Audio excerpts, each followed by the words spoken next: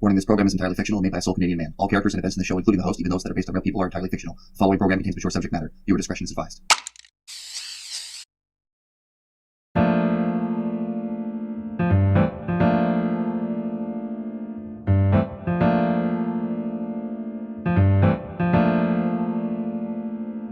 America, the land of the free, home of the brave, and the stupid, and the criminally insane. The United States has seen its fair share of gangbangers, mobsters, and psychotics, who've roamed our beloved streets causing untold chaos, destruction, and corruption. Tonight, on Grand Theft Auto Biographies.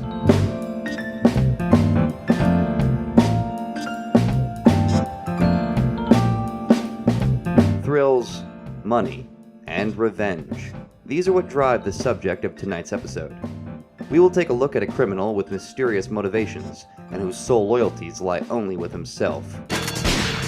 There will be many people on this program who we might call murderers or psychopaths. But of all those we might examine, there is perhaps none more psychotic and unhinged as the silent, deadly Reaper Man, otherwise known as Claude.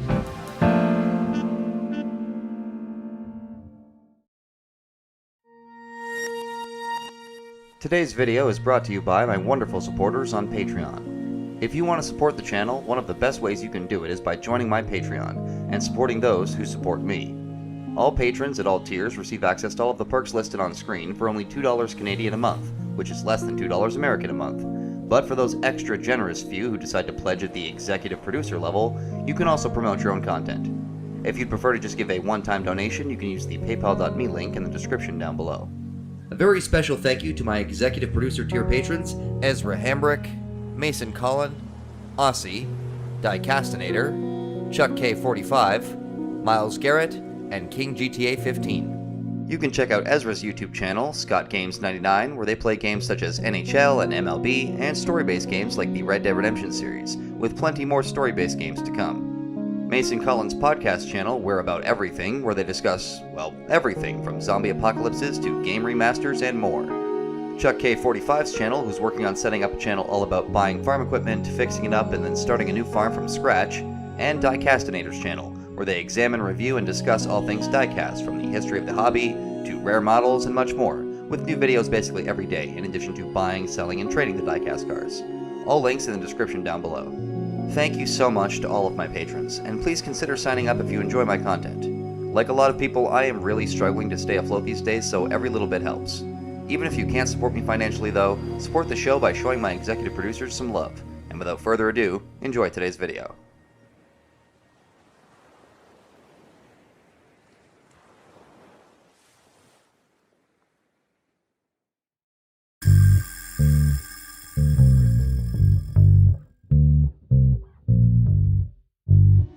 Claude, otherwise known as the Reaper Man and the Handsome Handyman, first started his criminal career sometime prior to 1992, as by that time he already owned his own garage and participated frequently in illegal street races across the state of San Andreas. Being incredibly skilled behind the wheel, Claude began to form connections in the criminal underworld of San Fierro through his then-girlfriend Catalina, but he would eventually lose it in a race to Carl Johnson of the Los Santos Grove Street families, when Catalina includes the garage and Claude's car as part of the ante.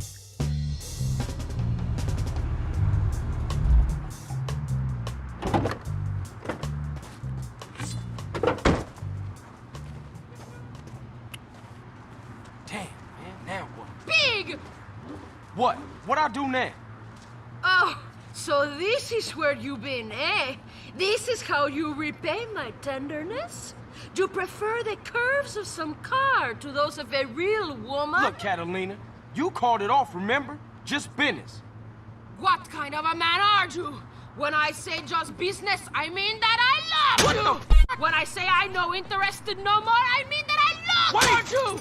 And Hey, when I say that I miss Catalina, you... wait! Leave my car alone. I did this for us, for me and you. It's too late. I don't love you no more. I love another, okay? What? Then what the fuck was this about? I cannot keep my passions hold up. They need a release. That was a good release. Like hitting a man with a frying pan while he sleeps. This, Carl? This is my new man. Are you jealous? Are you going to fight for me? Huh? Nah, I can take rejection. You are jealous and a coward. Now let's race! Crazy bitch.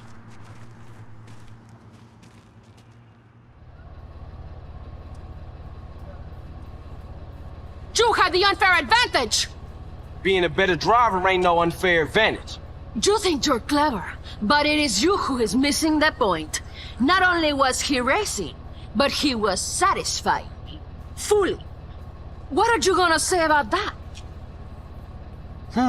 The advantage of a stick shift, I guess. Yeah, whatever. Anyway, man, what is it? Cash or pink slip? There you go! Goodbye, Mr. Johnson. I will not be missing you. Hey, wait a minute, bitch! What is this shit? The deed to a garage in San Fierro. My lover needs his car so we can go to Liberty City. Liberty City? Yeah, whatever. Have a good time. I will. Fine. Okay. Go. I ain't gonna miss you. Goodbye!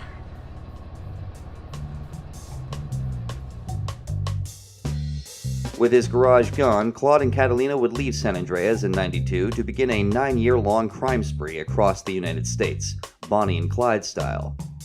The number of robberies they committed together is unknown, but the two spent nearly the next decade making their way from Red County San Andreas all the way to Liberty City by 2001.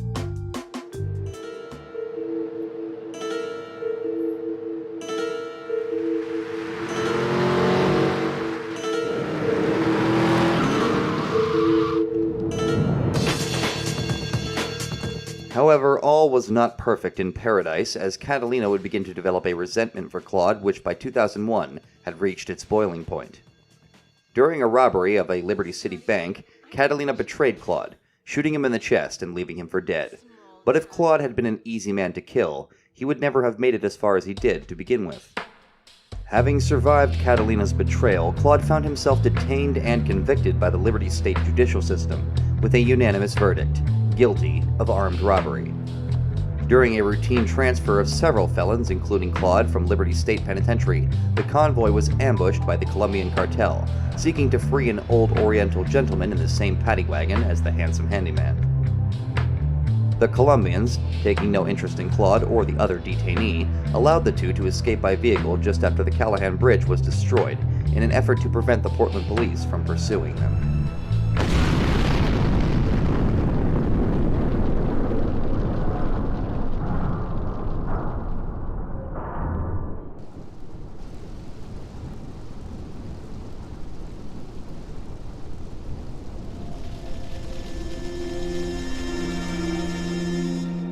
With the help of a Leone family associate, 8-Ball, who'd also been freed inadvertently by the Colombians, Claude fled the scene of his escape and began lying low at a safe house on the edge of Portland's red light district.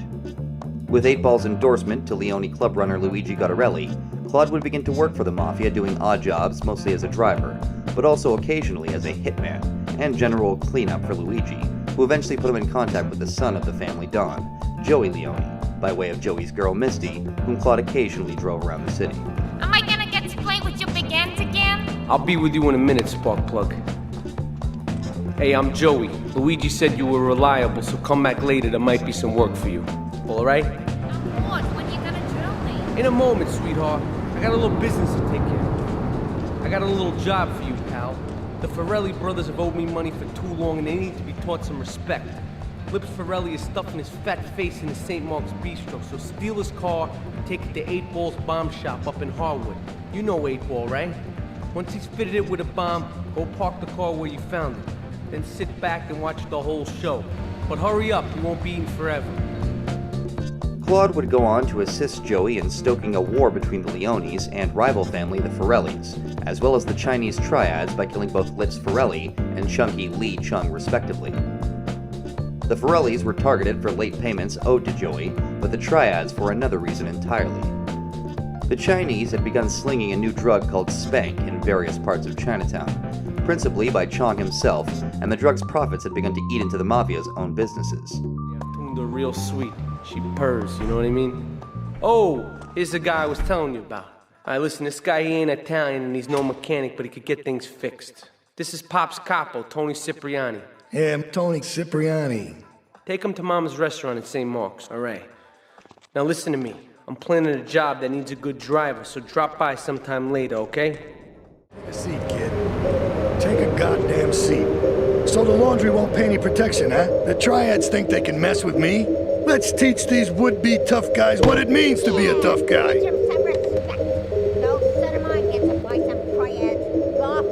Sorry, Ma. Yes, Ma. I want you to destroy their laundry vans and mangle any triad gimp that gets in your way. 8-Ball can supply you with what you're gonna need.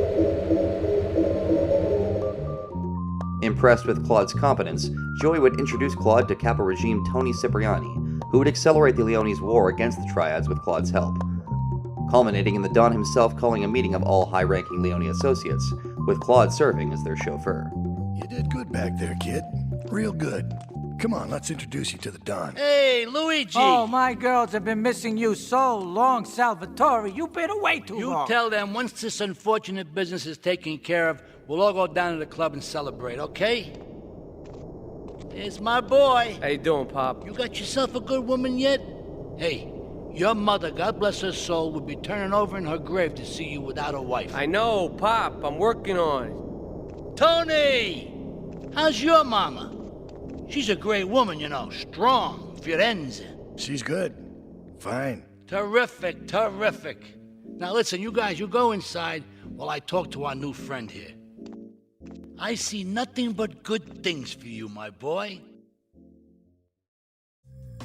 Having been personally introduced to the Don of the Leone family, Salvatore Leone, Claude's future with the Mafia seemed brighter than ever, with Salvatore himself saying that he saw nothing but good things for him. With the trust of the Leones, Claude was tasked with driving Salvatore's wife, Maria, around town, who proceeded to have Claude drive her to a spank dealer, who in turn pointed them in the direction of a party taking place in Atlantic Keys. Me and the fellas need to talk business, so you're gonna look after my girl for the evening. Hey, Maria! Move your butt! Dumb broad does this every time. And here she is, the one and only Queen of Sheba. What were you doing up there? Whatever it was, I bet it cost me money. Well, you don't think I hang around here for the conversation, do you? Get in the car and keep your big mouth shut. Take the limo, but bring it back in one piece, you hear me? And watch her. She can be trouble. Yeah. I'm sure your new lapdog has everything covered. And isn't he big and strong? Hey, Fido, let's go visit Chico and get some party treats. He's at the rail station at the Chinatown waterfront, I think. At this party, Maria would instruct Claude, whom she'd taken to calling Fido, to stay in the car while she went and danced. Shortly after, however, police would raid the party. Thankfully, Claude was able to get Maria out safely and return her to the Don's mansion, where she thanked him for his services. You know, you treated me really good with respect and everything. Angered by the encroachment on profits that Spank presented for the Mafia, Don Salvatore had Claude follow and kill a suspected rat inside the organization, a bartender working Luigi's Sex Club 7 named Curly Bob, who had been selling information on the Leones to the cartel, now being led by Claude's former associates, Miguel and Catalina. For more information on Catalina specifically, you can see the Season 2 premiere of GTAB Biographies with the link in the description down below.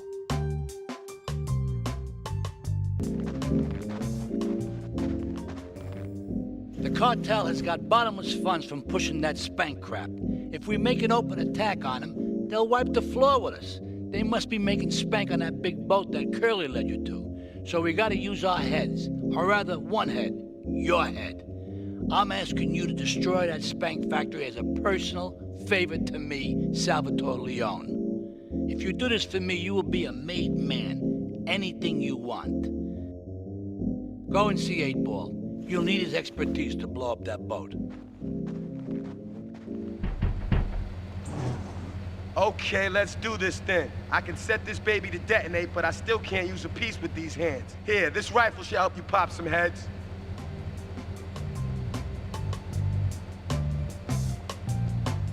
Upon discovery of the cartel's spank factory aboard a freighter in Portland Harbor, the mob would have Claude work with 8-Ball to clear the ship and plant a bomb inside, severely crippling the cartel's ability to distribute spank in Liberty City.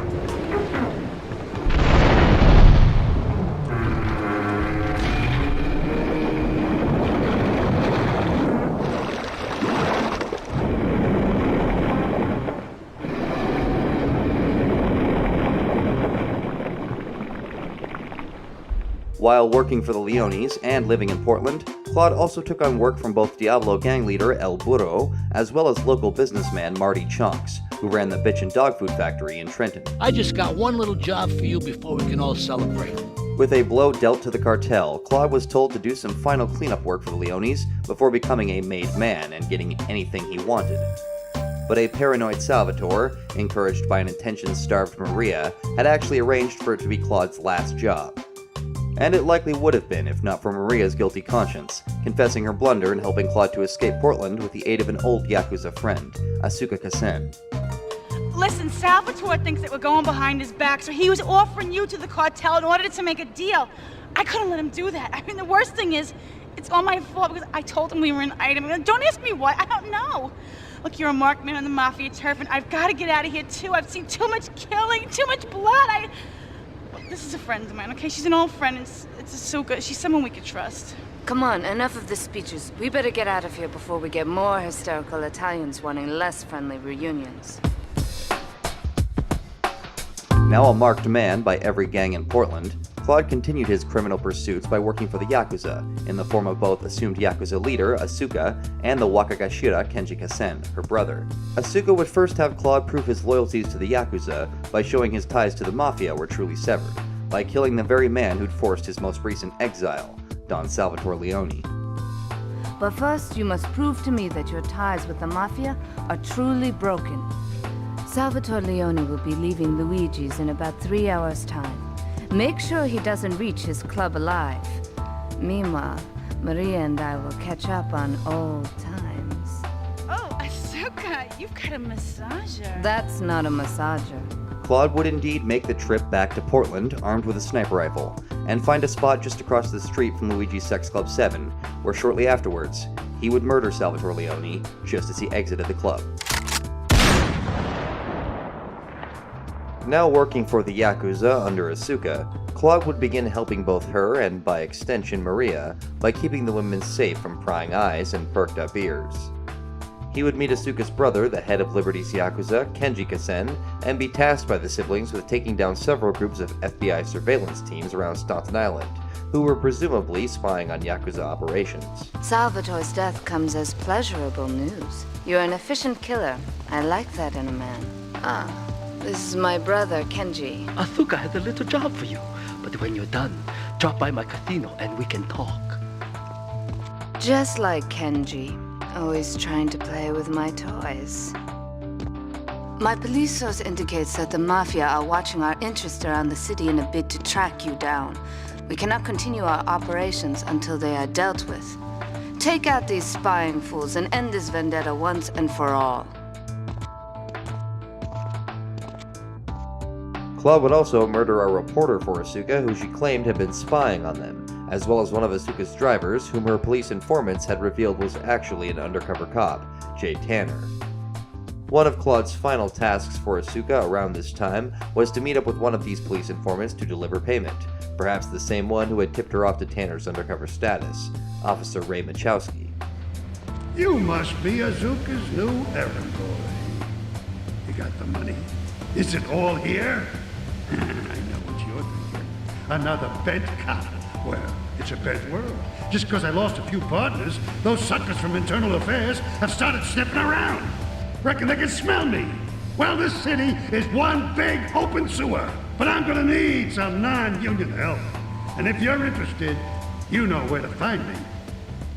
Always seeking gainful opportunities to stay employed and keep getting paid, Claude would begin working for Ray soon afterwards. He would attempt and apparently fail to kill Ray's former partner, Officer Leon McCaffrey, who was gossiping about Ray's connections to the Yakuza. Helped to defend Ray's old war buddy, Phil Cassidy, from a group of Colombians attempting to take his ample stash of powerful weapons, and he would even kill Ray's current partner while out fishing on the toxic waters surrounding Liberty City, and be forced to finish up Leon McCaffrey after he miraculously survived a grenade being tossed into his apartment by the handsome handyman. I know a real important man in town, a soft touch with, shall we say, exotic tastes and the money to indulge them. He's involved in a legal matter, and the prosecution has some rather embarrassing photos of him at a morgue party or something. The evidence is being driven across town. You are going to have to ram that car and collect each little bit of evidence as it falls out. When you've got it all, leave it in the car and torch it. We're both going to do pretty well out of this, kid. Most interesting to Claude, however, was a job that he did for Ray, which was in reality done for a client of Wachowski's, media mogul and powerful Liberty City businessman, as well as former candidate for mayor, Donald Love, who had been photographed attending a morgue party and needed to ensure that the photographer never allowed his photos to see the light of day, or the news cycle. Before Claude would go on to work directly for Donald Love, however, he would also briefly work directly under the Yakuza leader and Asuka's older brother, Kenji Kasen, operating out of his casino in the Torrington district.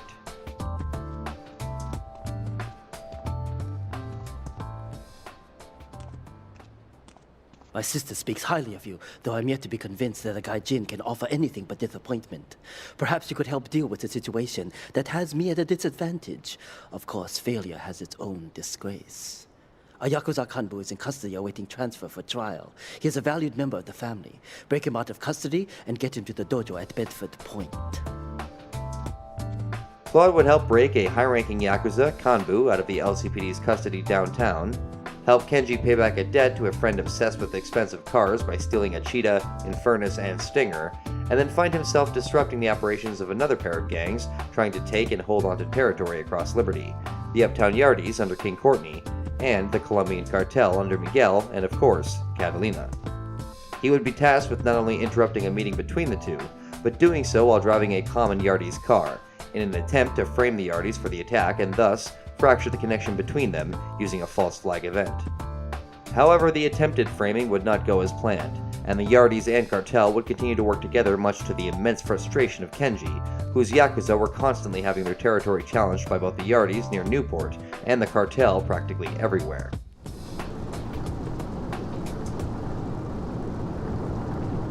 You. How fitting you should choose this moment to show your worthless faith. It would appear your attempts to dissuade the Jamaicans from becoming bedfellows with the cartel were wholly inadequate.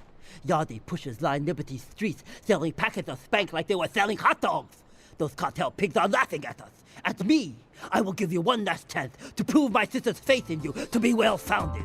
Run these scumbags into the ground and wash your shame in rivers of our enemy's blood! Although Kenji would never know it, his accusatory tone towards Claude would ultimately prove to be his downfall, as shortly after attempting to correct the mistake that he'd made, he would take on jobs from Donald Love, whose plans for the Yakuza and the cartel were very different indeed.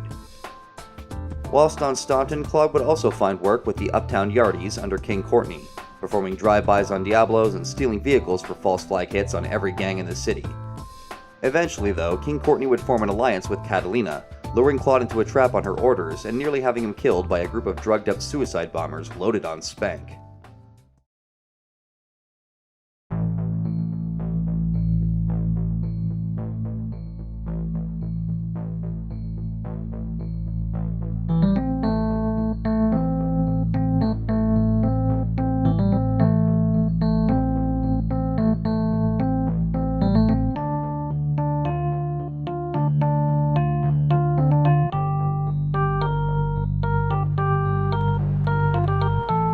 First of all, let me thank you for dealing with that personal matter.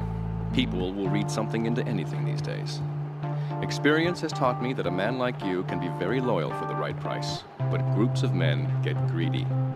A valued resource, an old Oriental gentleman I know, has been kept hostage by some South Americans in Espatria. They're trying to extort additional funds from me, but I don't believe in renegotiation. A deal is a deal, so they'll not see a penny from me. Go and rescue my friend. Do whatever it takes. Claude's first task for Donald Love involved rescuing his friend and associate, a man known only as the Old Oriental Gentleman, from the Colombian cartel, who were holding on to him at a compound in Espatria. Shortly afterwards, however, he would be given a task with some eerie similarity to the job that Claude had failed to do for Kenji, namely, framing one gang's rivals for his own nefarious deeds.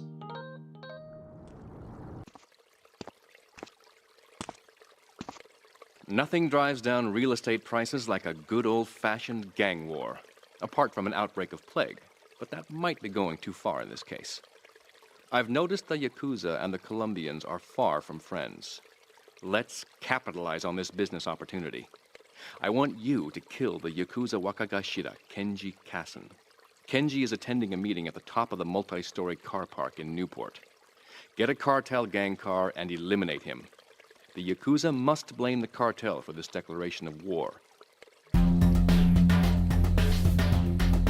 Without a shred of hesitation, perhaps because he'd been slighted by Kenji, or perhaps simply because he held loyalty to nobody but himself, Claude would murder Kenji and his entourage of Yakuza, and do so while driving a Colombian cartel truck, this time successfully framing Kenji's murder on them with explosive results. Eventually, Claude would be tasked by Love with retrieving a series of packages, later revealed to be decoys, until being told to retrieve the real packages, which had been on a plane all along. Unfortunately for Love, despite his precautions, the plane was indeed seized by the police, and held until he could pay off a substantial bribe. With the package secured in a hangar at Francis International, Claude drove to Shoresideville to extract a mysterious briefcase, but upon arrival was greeted by the Colombians once again. After clearing the hangar of the cartel gang members, Claude would search the Dodo airplane where the briefcase was meant to be, before coming up empty-handed. But after spotting a Panlantic construction van still present at the scene, Claude would take the initiative of tracking down the package, driving to the Panlantic construction site on the north side of Staunton Island. After making his way through more cartel members, Claude would take the service elevator and come face to face for the first time in weeks with his traitorous ex-girlfriend and her new boyfriend, Catalina and Miguel.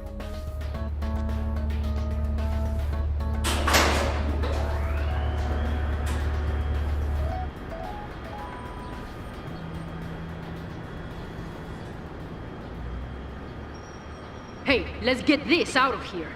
God knows what it is, but he seems to want it badly enough, so it must be worth something. Who the heck? You! Hey, take it easy, amigo. No es nada, no es nada. I left you pouring your heart out into the gutter! Hey, don't shoot, amigo. No problem. We all friends? Here, Don't be such take a this. pussy! Hey, we got no choice, baby. Yeah. We always got a choice, you dumb bastard. I'm sorry about the crazy bitch, man. They're all the same, please. Por favor. So, the whore got away. But you've done me a favor. You're not the only one that has a score to settle with the cartel. This worm killed my brother. I never killed no Yakuza. Liar! We all saw the cartel assassin. We are going to hunt down and kill all you Colombian dogs. I'll be operating on our friend here to extract information and a little pleasure. You, drop by later. I'm sure I'll require your services. Please, amigo. Don't leave me here with her, man. She's psycho, chico, man. Please, amigo. Hey, amigo. Caught off guard, Miguel would attempt to de-escalate the situation, but Catalina, outraged at Claude's survival, was willing to do whatever she had to do to escape, resulting in her shooting another former partner, this time in the back, before leaping from the building into a pile of boxes below, just barely missing the arrival of a vengeance-hungry Yakuza boss. With the cartel's site seized by Asuka's men, she would once again employ Claude to assist her in an all-out war against the cartel, sending him on various missions to halt the production and distribution of Spank, completely unaware that it had been Claude who murdered her brother all along. Claude would also eventually help Love to apparently escape with his secret packages and his friend, the old Oriental gentleman. He would help defend the Oriental gentleman's Securicar en route to a warehouse at Shoreside Vale, and later act as a decoy to lure out the police watching the location, while the Oriental gentleman made his escape presumably along with Donald Love himself, who was in fact never heard from again following this disappearance. During this time, Claude also found employment with the Southside Hood subsect, the Red Jacks, through their leader, D-Ice, and assisted them in dominating rival subsect, the Purple Nines, in Wichita Gardens. After killing Yardie dealers, destroying coffee stands covertly pushing the drug, and eventually intercepting and destroying an entire cartel shipment of Catalina's poison, Claude returned to the construction site to find Miguel and Asuka, both dead, Miguel impaled on the whipping stick that Asuka had been torturing him with, and a ransom note pinned on top.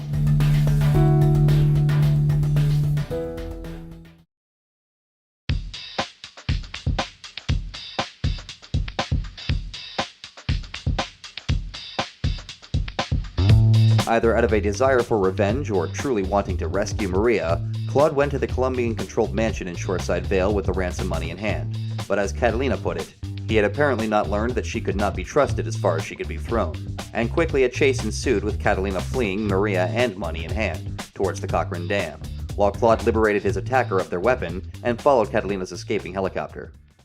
Pa que es idiot? One of these Scarface idiots.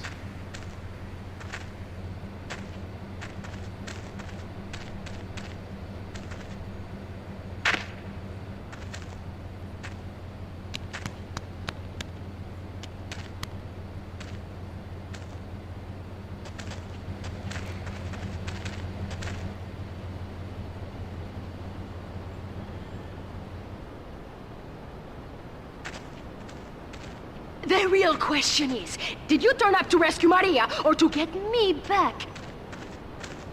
Well, I got news for you. Shooting you will be a pleasure, but dating you was only business. You are muy pequeñito, amigo. Throw over the cash, and you can have this overused puta back. You have been a busy boy, but you haven't learned. I'm not to be trusted. Kill the idiot!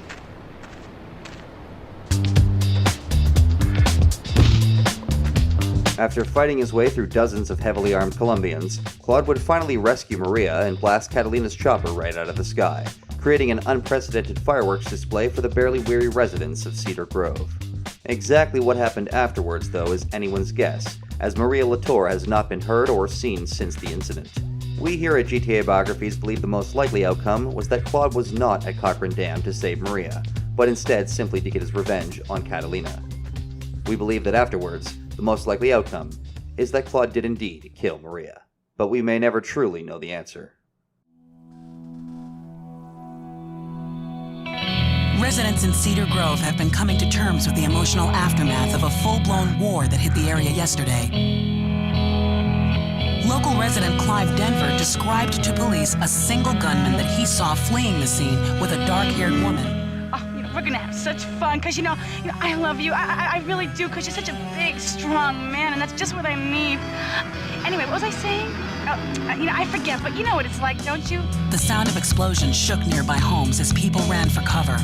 Several citizens were injured in the panic as gunfire was exchanged between ground forces and a helicopter circling the dam. Yeah, we got a good view from down here in the gardens. When the copter finally got taken out, better than the fireworks on the 4th of July.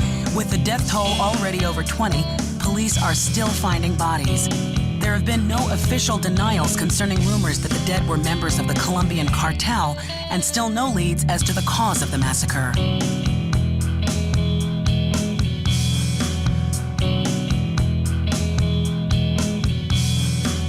I broke a nail and my hair is ruined. I mean, can you believe it? This one cost me $50. Claude was a mysterious man with a serious temper, though you wouldn't necessarily know it just by looking at his unusual glare and smirk. Easygoing for a criminal as long as you don't insult or betray him, Claude seemingly isn't bothered by much, and adapts rapidly to his environment and always displays a cool, calm demeanor, even when provoked. As long as paper exchanges hands in his favor, Claude will take any work from anybody in the criminal underworld, without a word of complaint or sign of reluctance. However, he has been known to take slights, even from those who employ him, very seriously. As theorized by Carl Johnson, Claude is likely mute, as he never speaks more than a grunt, even when seriously injured, keeping his expression cold and near emotionless, only using the occasional head nod to show that he understands, unless in special ceremonial circumstances. Due to this fact, much of Claude's motivations remain a mystery, but his actions speak well enough for his character to establish some basic certainties. He will not hesitate to flip the bird to anybody on the streets of Liberty, and presumably anywhere, letting them know exactly what he thinks of them. He's also been shown to have a somewhat juvenile sense of humor, enjoying intimidation and acting both to some extent. Before his girlfriend's betrayal, the Drifter's intentions remained mysterious, but following it, Claude became single-mindedly determined to seek out his revenge, proving the ambition that Catalina ironically claimed to have not seen in him when she decided to leave him for dead in the first place.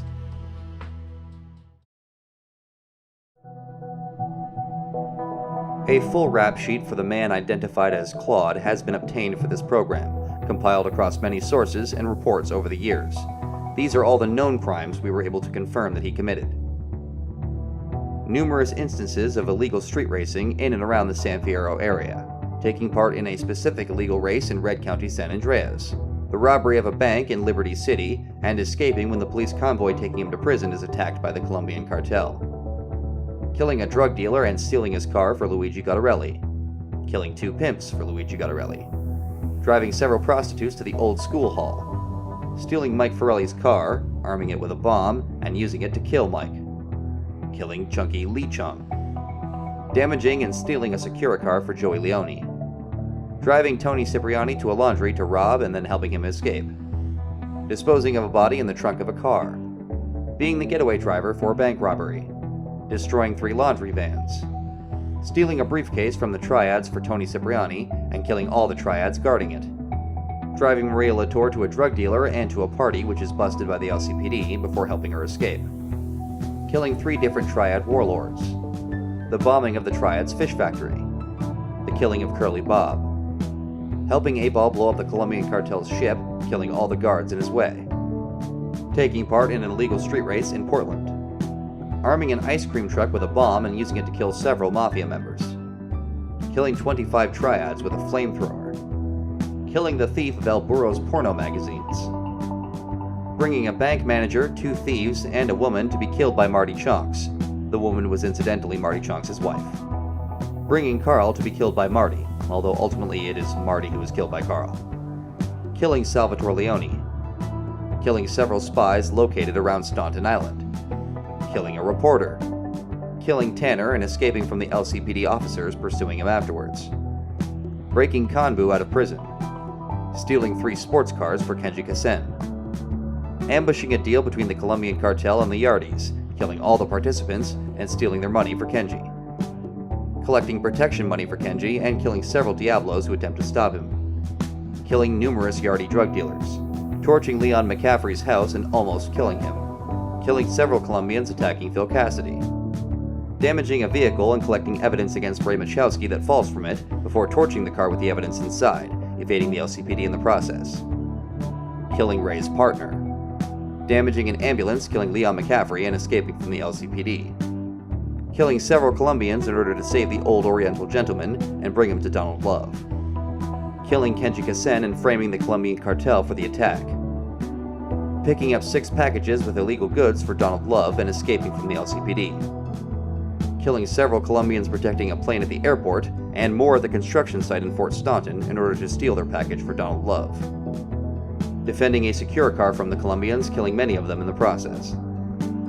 Acting as a decoy and distracting the LCPD for 3 minutes.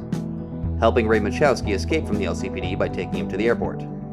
Leading several Colombians into a trap to be killed by the Yakuza. Destroying 9 espresso stands operated by the Colombians. Destroying a plane in order to steal its packages of Spank for Asuka Kasen. Taking part in an illegal race on Staunton Island. Killing 10 Diablos. Stealing 3 gang cars for King Courtney. Killing several spanked up madmen who attempt to kill him and destroying their vans. Killing 25 Purple Nines. Destroying 3 gang cars with an RC Bandit. Picking up numerous packages of bullion for D-Ice. Killing the remaining Purple Nines with a baseball bat. And finally, killing Catalina by destroying her helicopter, along with numerous Colombians, in retaliation for her betrayal and in order to save Maria Latour, supposedly.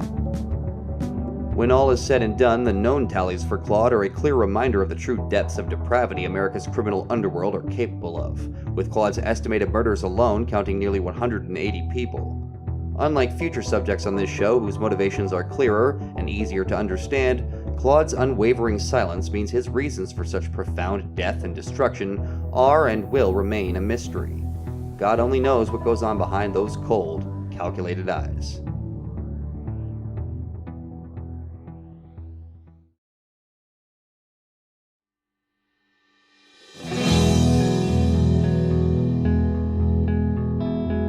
America is a dangerous place, folks, and tonight was just one example of a psychotic killer who might just be coming to your neighborhood soon. Stay indoors, people, lock your doors, and don't ever come out, not even if Grandma needs her medication. I'll see you next time on Grand Theft Auto Biographies, with me, your host, Guinness Walker.